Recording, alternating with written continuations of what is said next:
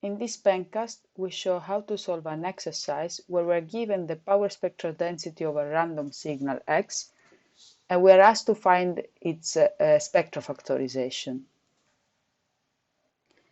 But before we go into the details of the workout, let's review first some fundamental concepts. Recall the Wald's representation theorem, which is also known as the innovation representation of a random signal. This theorem states that any causal stationary random signal can be written as the sum of two components, one deterministic and one stochastic. This is equivalent to representing the random signal as the output of a linear time invariant system. The system needs to be causally stable and is driven by white noise.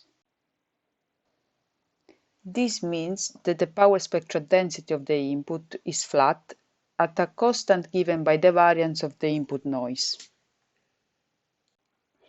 The spectral factorization problem tries to answer the following question. Can we determine the system function L of Z by knowledge of the power spectral density of the output, or equivalently its autocorrelation function, and that the input is white noise? If this is the case, then we can decompose the power spectral density of X as the product of the input power spectral density, which is given by the variance of the input noise, multiplied by the magnitude response squared of the system function. However, multiple systems can have the same magnitude response, and therefore the answer to this question is not unique. So in order to find the spectral factorization, we need to make additional constraints on L of Z, which is also known as the innovation filter. The first constraint is that the system is minimum phase. Moreover, in order to avoid any ambiguity in the scaling factor, we also constrained the first coefficient of the filter to be equal to 1.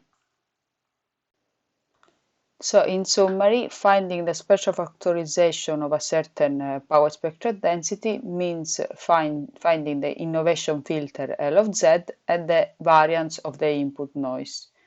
In this way, we can decompose the power spectral density in this form. And if we focus the attention to systems with only real poles and zeros, we can also simplify this in this way. So back to the exercise, we want to find the noise variance and the innovation filter. And the first thing we want to do is to rewrite this rational polynomial in a polynomial in Z. To do so, we can use Euler's formula to rewrite the cosine as Z plus Z to the power of minus 1 divided by 2. Then we can rewrite this as in this screencast, we are focusing on the root method. To apply the root method, we need to find the roots of the numerator and the denominator. For the numerator, we obtain that the roots are minus 0.2 and minus 5, while for the denominator, we obtain minus 0.5 and minus 2. Not surprisingly, these are actually mirrored pairs.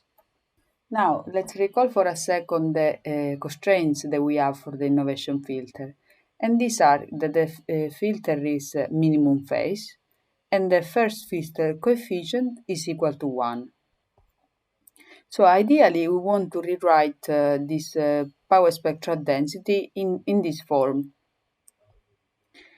Because when we write it in this form, it's easy to immediately see all the parts of the spectral factorization, where here we have the variance of the input noise.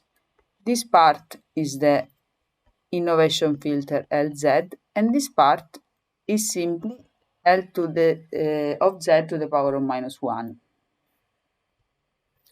Moreover, writing this in this form with 1 minus the 0 and 1 minus the poles for both the Lz and Lz to the power of minus 1, We also satisfy the second constraint, which is that the first filter coefficient is equal to 1. And to show this, you can simply apply the polynomial division on numerator and denominator to see that the first filter coefficient is actually equal to 1. Knowing the roots of the numerator and denominator, we can first rewrite this as and then to have it in this form, we can factor out some terms to obtain this. Now we can simplify some terms to obtain finally. In this final formula, we can easily see all the parts of the spectral factorization. This is the input noise variance. This is clearly L of Z, which is minimum phase, causal and stable. And this is L of Z to the power of -1.